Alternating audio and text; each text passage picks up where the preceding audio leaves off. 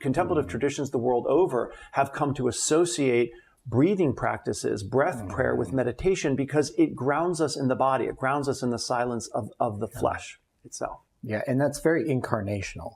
So as we've talked about, Lectio is finding the Word made flesh in the Scripture, and then experiencing the Word made flesh within our own hearts. Is that what you're referring to when you talk about being embodied?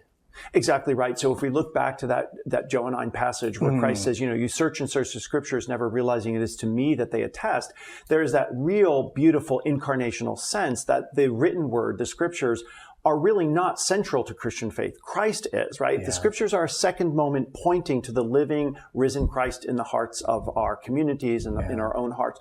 So the Scripture is always that pointer to that incarnate Christ. And I love the way we can play with that idea of the words, right? That as you start with the written word, the words of Scripture, which are pointing to the Word made flesh, so that we too might embody that Word made flesh in our own flesh, become what the tradition has called alteri Christi, or other Christs in the world. It's a beautiful transformation. And you see in that final movement of contemplatio really brings us to that place of attainment, as the Desert Mothers and Fathers would say, or what we're calling embodiment, where we now embody Christ in the world for another. That's right. So in a way, we can, to kind of return to some of the earlier questions, we can know that we are praying Lectio when we start to embody it.